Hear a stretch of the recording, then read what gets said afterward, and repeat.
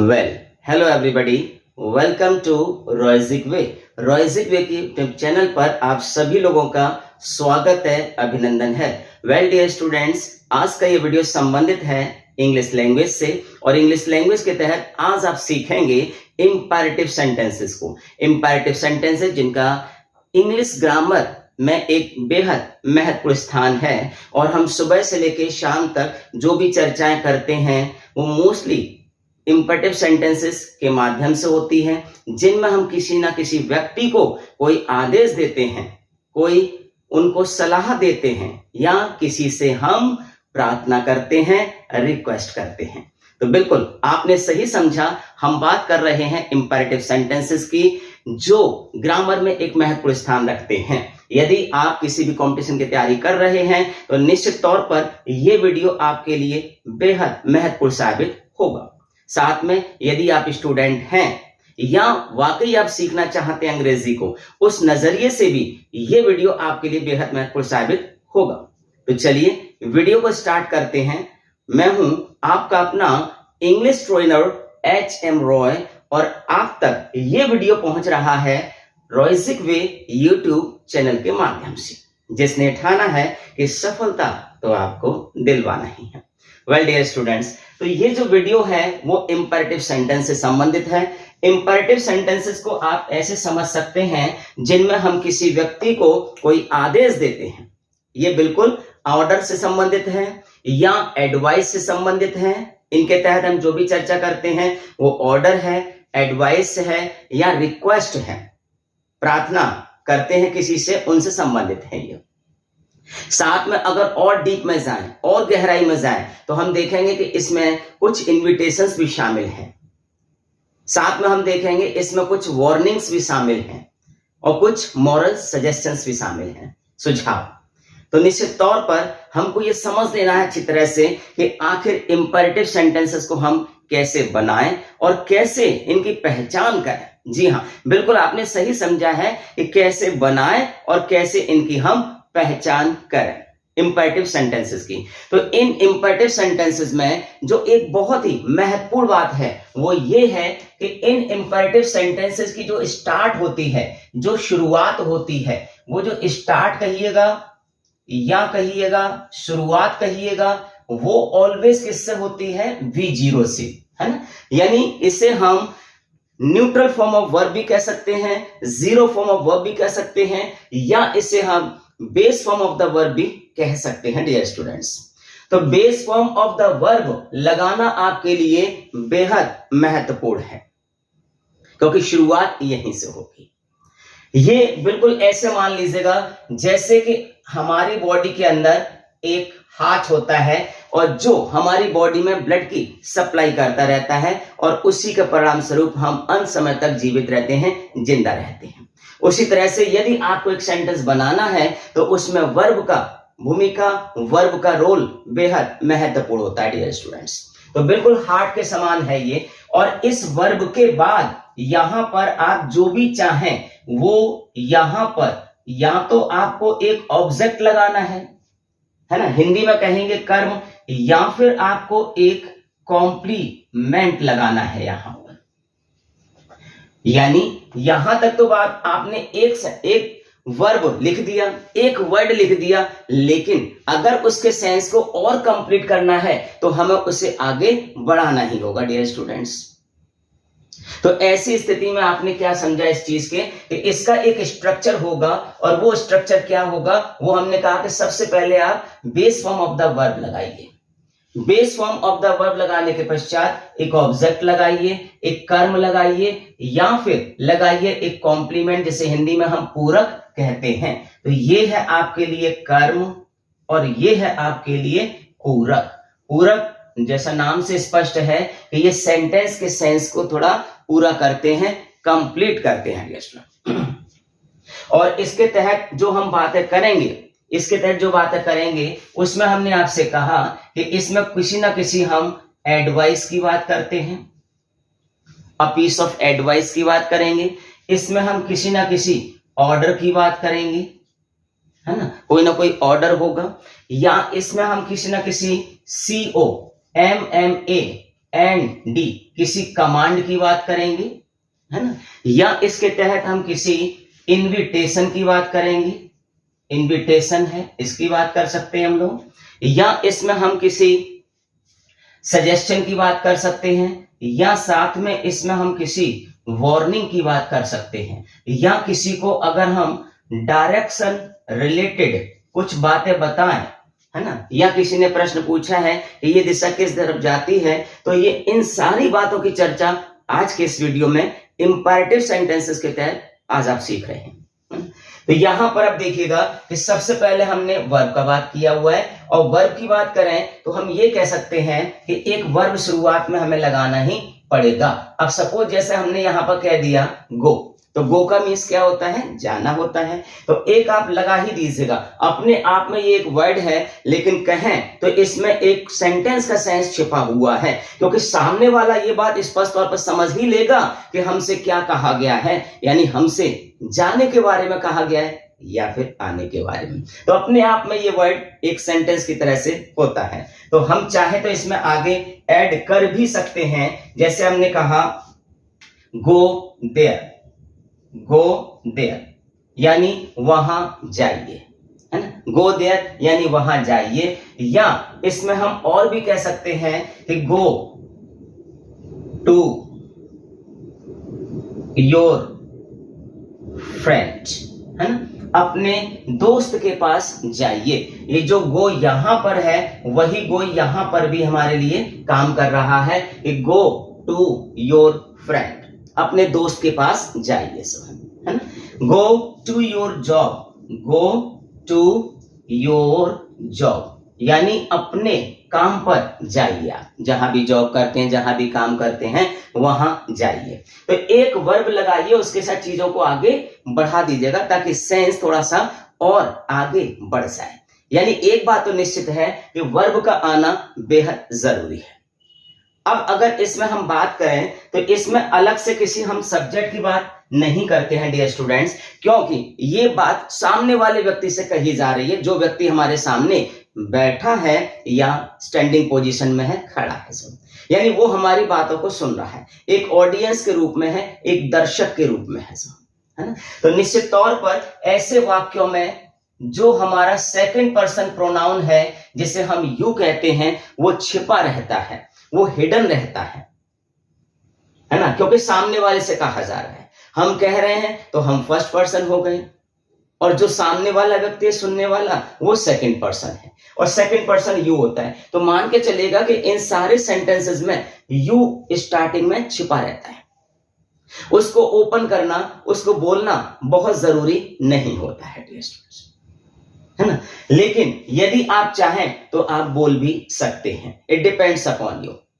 हाँ, बस एक बात ध्यान रखना है कि जब भी हम यू का यूज करते हैं तो सेंटेंस में थोड़ा फोर्स ज्यादा आ जाता है, यानी हमारी नाराजगी, हमारी गुस्सा, हमारी झल्लाहट स्पष्ट हो जाती है यहां, है ना। तो उसका यूज हम कर सकते हैं। तो अगर हमने सिंपली एक बात कही है कि भाई एडवाइस, अगर हम किसी को एडवाइस दे रहे हैं, सलाह दे रहे हैं, तो ऐसी सिचुएशन में हम इन इंपैरेटिव सेंटेंसेस का यूज करते हैं। हम ये कह सकते हैं कि select this word not that, है ना। तो ये एक प्रकार का क्या है, एक प्रकार की एडवाइस है कि इस शब्द को आप सिलेक्ट करिए, इस शब्द को आप चुनिए, उसको नहीं, क्योंकि शब्दों का भी हमारी लाइफ में, हमारी जिंदगी में, हमारे भविष्य में एक विशेष स्थान है, महत्वपूर्ण स्थान है, शब्दों का विशेष रोल है ना। तो हमने कह दिया select this word not that, तो हमारे पास क्या आ गई, एडवाइस आ गया, है ना। या हम और भी कुछ कह सकते हैं कि भाई हमने कह दिया किसी से कि स्पीक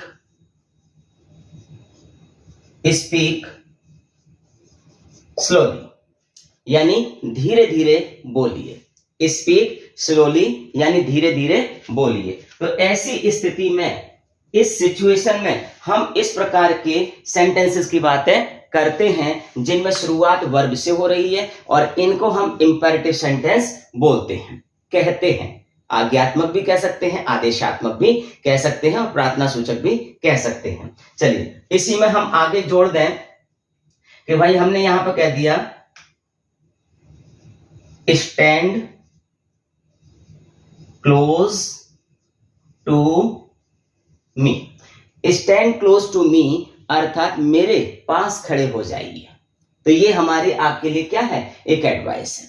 अब ये ध्यान रखिएगा कि अगर एडवाइस की बात कर रहे हैं हम या ऑर्डर की बात कर रहे हैं, तो ऐसी स्थिति में हमारा जो फेशियल एक्सप्रेशन है, चेहरे के हाव भाव है, यानी हमारे बात कहने में एक सॉफ्टनेस है, स्मूथनेस है, मुलायमपन है, मुलायमियत है, या फिर एक उसमें दहाड़ है, एक उसमें आदेश छुपा हुआ है। और ये ध्यान रखिएगा कि जब हम बात ऑर्डर की करेंगे तो ये ऑर्डर हमेशा सीनियर व्यक्ति जूनियर को प्रोवाइड करेगा, यानी एक प्रिंसिपल एक प्यून को ऑर्डर देगा, एक टीचर अध्यापक प्यून से कहेगा आदेश के रूप में, है ना, या एक कंपनी है तो वहां बॉस है एम्प्लॉय से कह सकता है, प्यून से कह सकता है। एम्प्लॉय से कहने में थोड़ा सेंस अलग होगा और प्यून से कहने में सेंस अलग हो जाएगा, क्योंकि दोनों के रैंक अलग अलग है ना। तो यहां पर ध्यान रखना है कि ऑर्डर जो है वो ऑलवेज सीनियर टू जूनियर चलता है। और जबकि हम कमांड की बात करेंगे तो कमांड कोई भी व्यक्ति किसी भी व्यक्ति को दे सकता है, यानी any person can provide command to any person.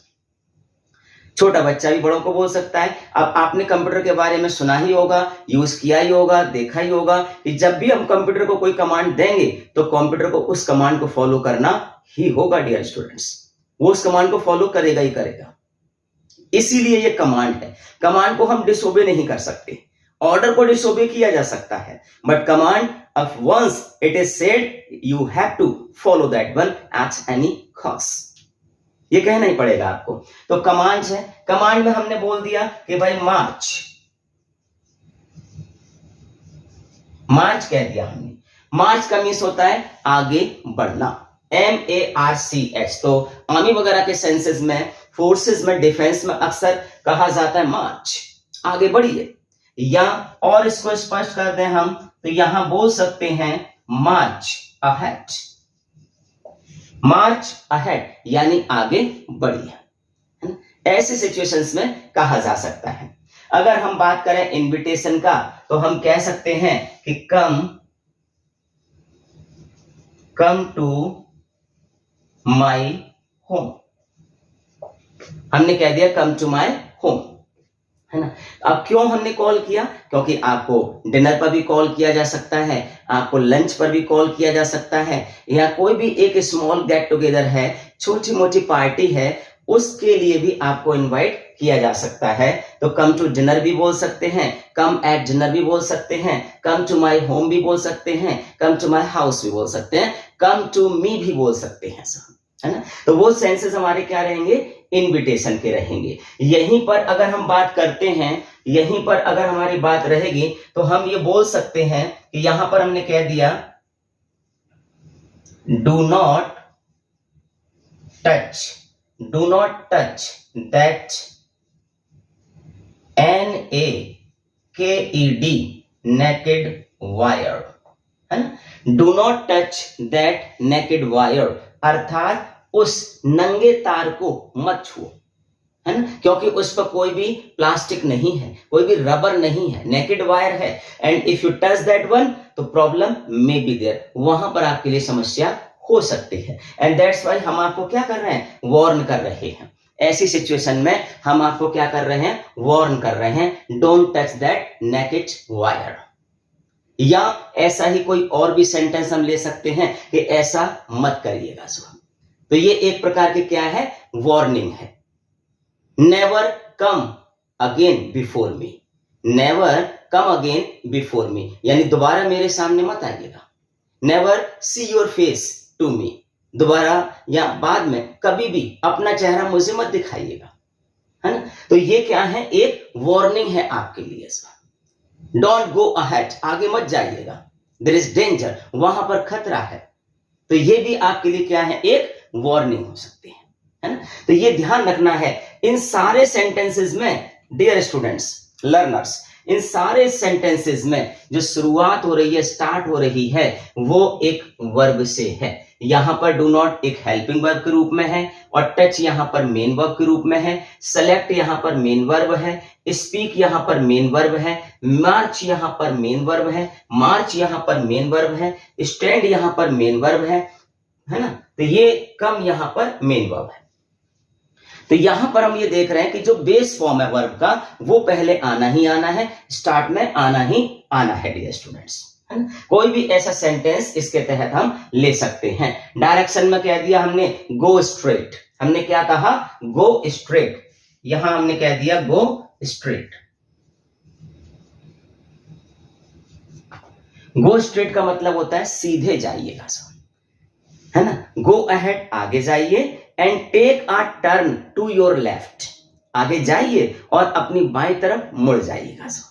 तो whenever we are providing any direction to anyone else, anybody else, in that condition also sentence will start with base form of the verb, and this is here base form. हमने कह दिया listen to me, मेरी बात ध्यान से सुनिए। तो हम स्टार्ट किससे कर रहे हैं, लिसन, और वो आपके लिए एक मेन वर्ब है, base form of the verb है डियर स्टूडेंट्स, है ना। अब इन सारे सेंटेंसेस में डियर स्टूडेंट्स, इन सारे सेंटेंसेस में आपको ये ध्यान रखना है कि हमने कह दिया गो स्ट्रेट, सीधे जाइए, है ना। हमने कह दिया गो स्ट्रेट, सीधे जाइए ना, तो ये एक अलग सेंस है। और यहीं पर हमने कहा गो स्ट्रेट, गो स्ट्रेट, तो इट मींस ये एक ऑर्डर का सेंस हो जाता है। ऐसा हमने स्टार्ट में कहा कि हमारा जो फेशियल एक्सप्रेशन है दैट प्लेस रोल, वही भूमिका निभाएगा whether we are advising someone else और we are ordering someone else. ये आपको ध्यान रखना है ना। You have to watch, you have to see the face of the speaker, आपको स्पीकर के फेस पर नजर रखनी। कैसे पहचानेंगे, तो कोई बहुत बड़ा मुश्किल काम नहीं है, बस वर्ब लगाइए और वर्ब के बाद एक वर्ड लगाइए, दो वर्ड लगाइए, 3 वर्ड्स लगाइए, जैसा आपको सेंस कंप्लीट करने के लिए जरूरत है, नीड है, उसी के अकॉर्डिंग काम कीजिएगा। अब यहीं पर इन सेंटेंसेस में अगर हम यूज कर देते हैं किसका, एक यूज कर देते हैं PLEASE का, प्लीज, प्लीज का यूज कर देते हैं, तो ये आपके लिए हो जाएगा एक रिक्वेस्ट, ये हो जाएगा आपके लिए एक प्रार्थना। कैसे, देखिए, प्लीज गो देयर, कृपया वहां जाइए। तो अब हम आपसे क्या कर रहे हैं, रिक्वेस्ट कर रहे हैं, है ना। हमने कह दिया please go to your friend, कृपया अपने दोस्त के पास जाइए, अपने मित्र के पास जाइए। हमने कह दिया please go to your job, कृपया अपने काम पर जाइए, अपनी जॉब पर जाइए, है ना। हमने बोल दिया please select this word not that, है ना, कृपया इस शब्द को चुनिए, उसको नहीं। हमने कह दिया प्लीज स्पीक स्लोली, कृपया धीरे धीरे बोलिएगा, है ना। तो ये सेंस क्या हो गए, हमारे रिक्वेस्ट हो जाते हैं जिनमें हम प्लीज का यूज करना है। सेंटेंस वही है, कोई चेंज नहीं है, सेंटेंस वही है, only we are adding here please. जी हाँ, बिल्कुल सही समझा आपने कि सिंपल सेंटेंसेस में ही जिनमें वर्ब की फर्स्ट फॉर्म लगी थी वहां पर आपको बस एक ही काम करना है और वो है यूज ऑफ प्लीज, प्लीज लगा दीजिएगा। अब हम आपको एक और बात स्पष्ट कर देते हैं कि प्लीज को आप सेंटेंस के स्टार्ट में भी लगा सकते हैं जैसा हमने लगाया है, और अंत में भी लगा सकते हैं, लास्ट में भी लगा सकते हैं। अब आप कहेंगे कि सर लास्ट में भी लगा सकते हैं, अंत में भी लगा सकते हैं, तो दोनों में डिफरेंस क्या है, अंतर क्या है। तो अंतर डियर स्टूडेंट्स, लर्नर्स, अंतर ये है कि जब हम बाद में लगाएंगे तो ये मोर इफेक्टिव है from communication point of view. अगर हम बातचीत के नजरिए से देखेंगे तो ये ज्यादा प्रभावशाली होता है जब हम सेंटेंस के लास्ट में प्लीज को लेते हैं। कैसे, जैसे हमने कहा सिट डाउन प्लीज, है ना, सिट डाउन प्लीज कहा तो ये ज्यादा इफेक्टिव है, मोर इफेक्टिव है कंपैरेटिवली इस बात के कि हम कह रहे हैं please sit down, sit down please, come here please, talk to me please, listen to me please, do this work please, get up please, stand up please, है ना। तो इन सारे सेंटेंसेस में हमने प्लीज को लास्ट में यूज किया हुआ डियर स्टूडेंट्स। तो ये थे कुछ इंपैरेटिव सेंटेंसेस जिनकी चर्चा हमने आपके लिए किया। हमें उम्मीद है कि ये बातें, ये जो भी सेंटेंस हमने बताए हैं ये आपको स्पष्ट हो गए होंगे। और है भी ऐसा, उसमें कुछ नहीं है, बस सिर्फ आपको एक वर्ब लगानी है। हमने कहा यू आपका छिपा ही रहना है इसमें, लेकिन अगर आप चाहें तो यू का यूज कर भी सकते हैं। जैसे हमने कहा यू शट अप, तो कभी कभी जो नाराजगी में गुस्सा हम बोल देते हैं कि तुम अपना मुंह बंद करो, यू शट अप, है ना, आप बहुत बोल रहे हैं। तो ऐसी सिचुएशन में हम यू का यूज कर सकते हैं। अदरवाइज हमें थोड़ा पोलाइट रहना है, तो बहुत ज्यादा यू का यूज डायरेक्टली हमें नहीं लेना, चाहे तो कर भी सकते हैं।